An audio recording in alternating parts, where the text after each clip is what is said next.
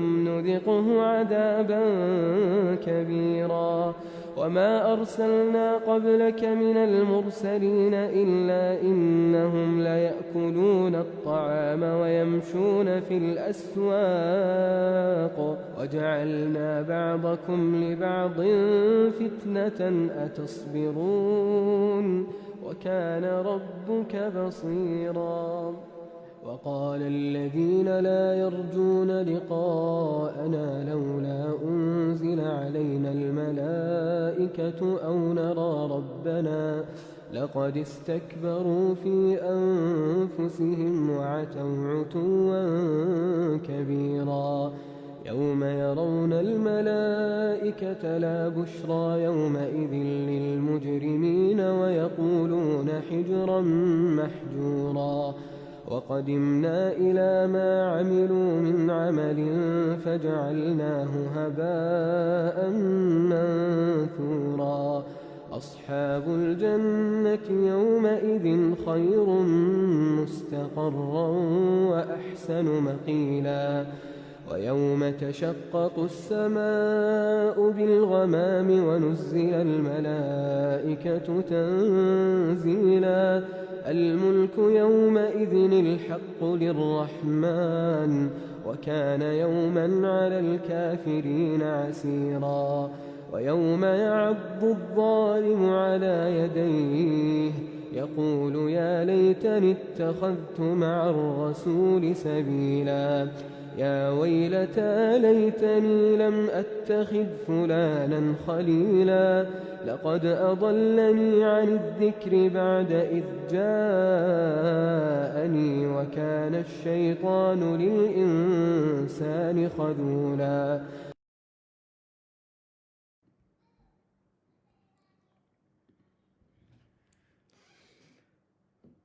Assalamualaikum warahmatullahi wabarakatuh. Bismillahirrahmanirrahim. Innal hamdalillah nahmaduhu wa nasta'inuhu wa nastaghfiruh wa na'udzu billahi min shururi anfusina wa min sayyiati a'malina man yahdihillahu fala mudilla lahu wa man yudlilhu fala hadiya lahu. Wa asyhadu an la ilaha illallah wahdahu la syarika lahu wa asyhadu anna Muhammadan 'abduhu wa rasuluh. Tsumma amma ba'd. Ikhwah dan juga akhwat sekalian yang insyaallah dirahmati oleh Allah Subhanahu wa taala. Kita lanjutkan insyaallah kajian kitab Alfiyah Ibn Malik. Semoga yang akan kita bahas diberikan manfaat, diberikan keberkahan oleh Allah Subhanahu wa taala, membuat kita semakin cinta bahasa Al-Qur'an, mencintai bahasa Arab, mencintai bahasa Rasulullah sallallahu alaihi wasallam insyaallah ya rabbal alamin. Insyaallah untuk malam ini ya ikhwah, yang kita bahas adalah di bait yang di halaman 89 di sini. Bismillahirrahmanirrahim. Qala musannif rahimallahu wa nafa'ana bihi wa bi'ulumi fid dharain amin. Kal ya'i wal kafi min ibni akramak wal ya'i wal ha min salihima malak. Di dalam pertemuan sebelumnya ya ikhwah, pembahasan kita adalah tentang masalah dhamir ataupun kata ganti, ada yang muttasil, ada yang munfasil. Untuk dhamir yang muttasil kemarin yang kita bahas di pertemuan sebelumnya, itu adalah suatu dhamir la yubtada'u bihi, yang tidak boleh dia itu diletakkan di awal kalimat dan tidak diperbolehkan untuk jatuh setelah lafaz illah. Kemudian di dalam bait ini beliau mengatakan kal ya'i wal kafi min ibni akramak. Dhamir muttasil tersebut yang enggak boleh berada di awal kata, yang enggak boleh jatuh setelah lafaz illah, itu adalah sebagaimana kal ya'i wal kaf, sebagaimana huruf ya wal kafi dan huruf kaf min ibni akramak, dari susunan ataupun suatu kalimat ibni akramak. Ibni anakku, akramaka itu memuliakanmu. Kalau kita perhatiin di sini ikhwah, anakku memuliakanmu. Di sini ada kata ibni, yang mana ini kata ibni terdiri dari dua kata. Yang pertama adalah ibnun, yang kedua adalah disambungkan dengan ya mutakallim. Ya mutakallim di sini yaitu ya yang memiliki arti kepemilikan orang pertama tunggal. Ibni, anakku. Ya ini nih, kalau kita perhatikan, dialah yang disebut sebagai dhamirun muttasil. Dhamir yang muttasil. Karena kenapa? Dhamir ini dia nggak boleh berada di awal kata. Tidak boleh berada di awal kata. Dan tidak boleh jatuh setelah lafaz illah. Begitupun lafaz akramaka. Akramaka di sini ini ya dhamir kaf. Akramaka artinya dia memuliakanmu. Dhamir kaf yang ada pada kata akramaka dia adalah dhamir muttasil. Yang mana tadi definisi di dhamir muttasil itu adalah dhamir la yubtada'u bihi. Dhamir yang enggak boleh ditaruh di awal kata. Wala yaqa' ba'da illah, dan enggak boleh jatuh setelah lafaz illah. Ini yang kemarin kita bahas di pertemuan yang lalu. Kemudian di bait berikutnya beliau mengatakan wal ya'i wal ha min salihi ma malak. Dan juga sebagaimana al ya, dhamir ya, wal ha dan juga dhamir ha min salihi ma malak. Dari lafaz salihi ma malak. Di situ kalau kita perhatikan ya ikhwah, bahwa lafaz salihi itu adalah merupakan suatu kata kerja perintah ataupun fi'il amr. Fi'il amr di sini ini dia itu wajib ditempeli oleh huruf ya yang disebut sebagai ya muannasah mukhatabah, yaitu suatu ya yang ditempelkan di dalam suatu fi'il amr ataupun fi'il mudhari' yang menunjukkan bahwa lawan bicara kita adalah satu orang perempuan. Di saat misalnya ada seorang perempuan, kita ngomong ke dia ini, salihi ma malak. Misalnya ada anak kecil nih, ada anak kecil perempuan. Kemudian dia itu pengen sesuatu yang ada di tangan kita. Kebetulan kita itu mengetahui bahwa ayah si perempuan ini, anak kecil perempuan ini, dia memiliki sesuatu yang kita pegang. Artinya kita punya dan orang tua dia juga punya. Kemudian anak bilang ketika dia dengan bahasa Arab, salihi ma malak. Salihi mama malak. Artinya mintalah engkau perempuan ini, mintalah kepadanya apa yang dia miliki. Ente minta kepada ayah ente. Itu maksudnya. Jelas ya? Salihi ma malak. Di sini ada ya. Yang mana ya-nya di sini adalah ya muannats mukhatabah. Karena bicara kita ini, lawan bicara kita adalah seorang perempuan. Maka kita menambahkan fi'il amr sal ini ditambahkan dengan ya muannats mukhatabah. Kemudian ha di sini ini dia menjadi suatu maf'ul bihi, menjadi suatu maf'ul bihi. Yang mana dia ini dia posisinya ada sebagai maf'ul bihi, dan hukumnya kalau seandainya dia bukan suatu isim dhamir, tentunya dia mansub. Cuman berhubung di sini hi itu adalah isim dhamir, maka dia fi mahallin nasbi maf'ul bihi. Dalam mahal nasab sebagai maf'ulun bihi. Inti dalam pembahasan ini ya ikhwah sekalian, bahwa al-ya ataupun dhamir ya yang ada pada kata salihi, dia adalah merupakan sebuah dhamir muttasil. Karena ya di sini ini dia tidak boleh jatuh di awal kata dan tidak boleh jatuh setelah lafaz illah. Begitupun ha yang ada pada kata salihi. Ha di sini kita nggak boleh mengatakan misalnya hi sali, sali. Ini nggak diperbolehkan karena ha di sini dia adalah dhamirun muttasilun. Dan kemarin kita menyampaikan kalau seandainya kita itu ingin menjadikan suatu isim dhamir mau ditaruh di awal kata, maka jangan menggunakan dhamir muttasil, tetapi perlu menggunakan dhamir munfasil. Yang mana untuk dhamir munfasil dia berhak untuk ditaruh di awal kata ataupun jatuh setelah lafaz illah nanti. Tapi untuk muttasil tidak diperbolehkan. Kita langsung bahas syarahnya ya ikhwah sekalian. Bismillahirrahmanirrahim. Kita pelan-pelan insyaallah. Qala syarih rahimahullah, ad-dhamirul barizu yanqasimu ila muttasilin wa munfasilin. Jadi dhamir baris artinya dhamir yang nampak ini. Dhamir yang nampak bisa kita tuliskan dan bisa kita baca. ini disebut sebagai dhamir bariz, artinya nampak. Kebalikannya nanti itu adalah dhamir mustatir, dhamir yang disimpan sehingga nanti perlu menggunakan suatu penangdiran. Tetapi untuk dhamir baris, muttasil atau munfasil, dia itu secara otomatis dhamirnya, secara otomatis dia itu sebagai dhamirnya. Ini yang disebut sebagai dhamir baris. Dhamir baris di sini dibagi menjadi dua macam. Ada yang muttasil, secara bahasa artinya nyambung. Ada yang munfasil, secara bahasa artinya adalah terpisah. Kita perhatikan di sini fal muttasil. Adapun dhamir muttasil itu adalah alladzi la yubtada'u bihi kal kaf. Ada suatu dhamir la yubtada'u bihi yang enggak boleh dipakai di awal kata ataupun diletakkan di awal kalimat.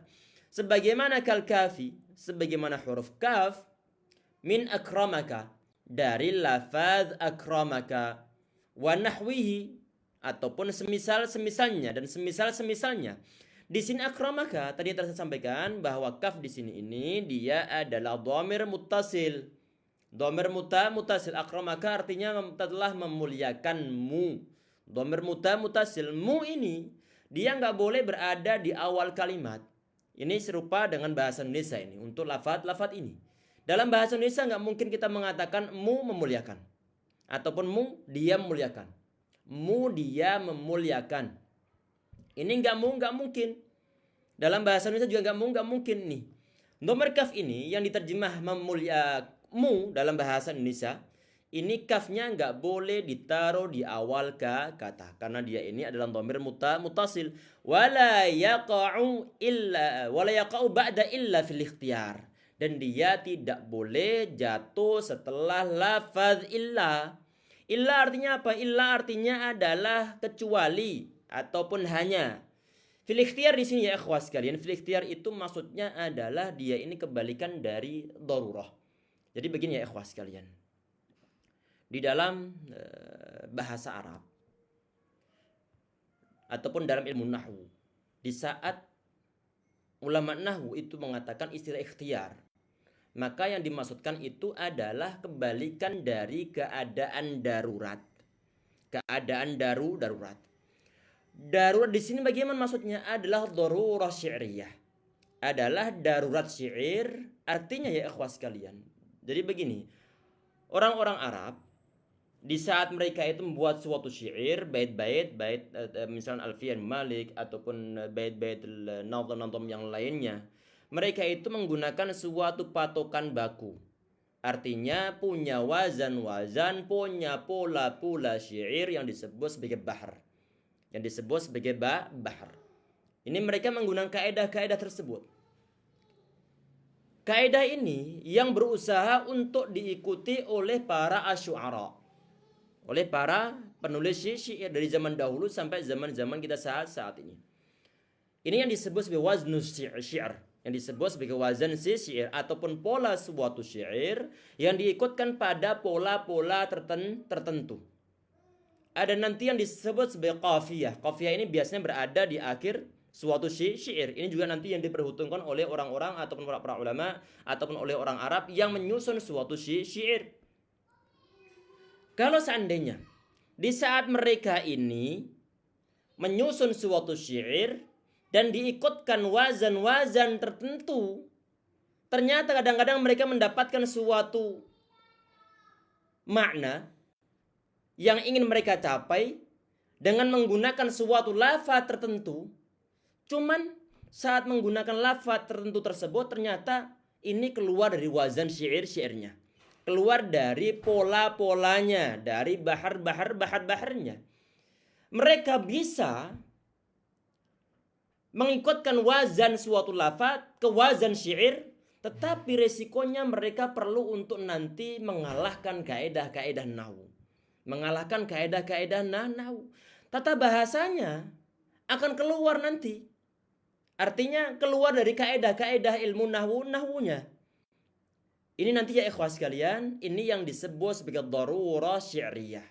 Artinya ada sebagian keadaan yang dialami oleh penulis syair yang mana mereka itu terpaksa keluar dari kaidah penulisan bahasa Arab, tata bahasa Arab demi mengikuti wazan suatu syair. ataupun pula suatu syair.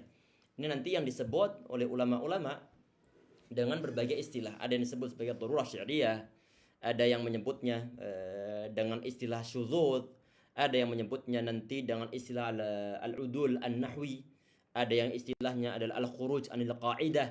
Ini adalah istilah-istilah yang digunakan oleh para ulama-ulama zaman-zaman dahulu di saat mereka itu menggunakan suatu ungkapan syair yang mana syair tersebut telah keluar dari kaidah bahasa Arab.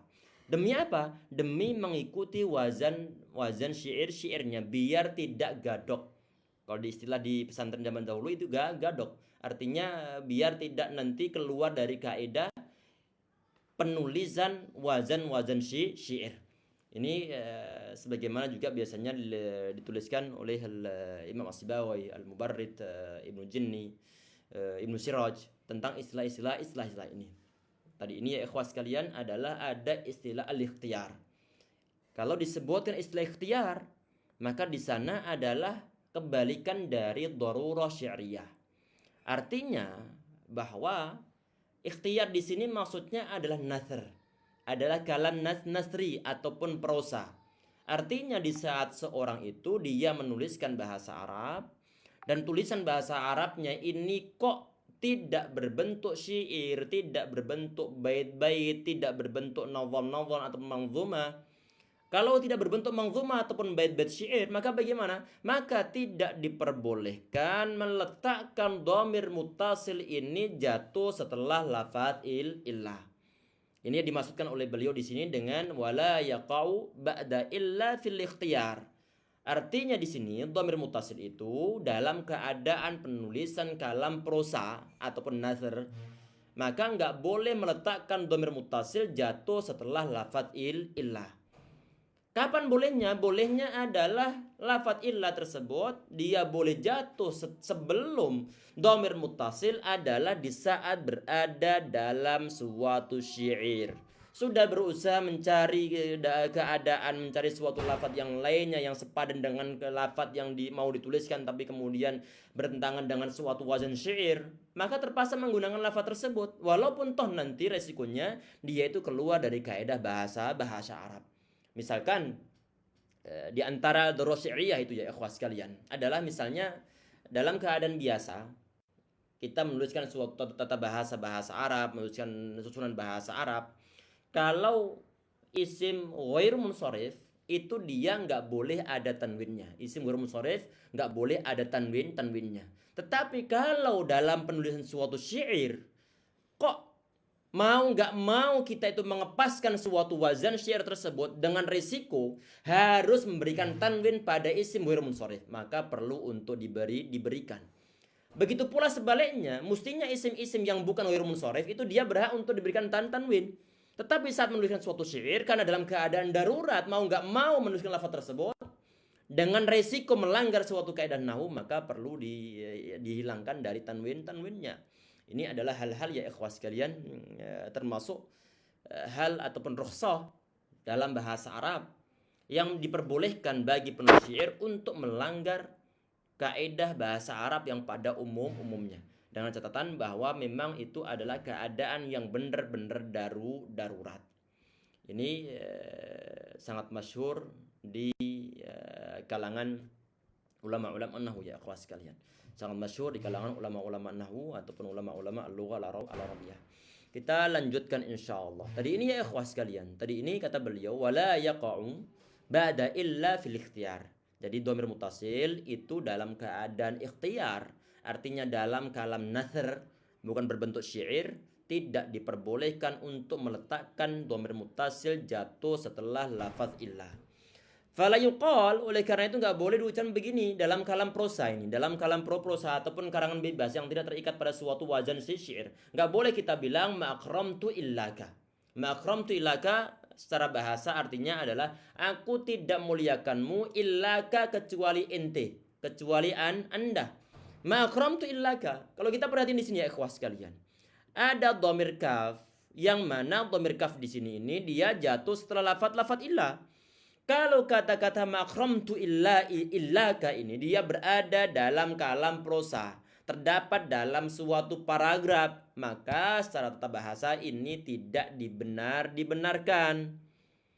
Kecuali misalnya lafaz ma akramtu illaka ini terdapat dalam suatu syair untuk ngepaskan wazan syair, maka di situ diperbolehkan.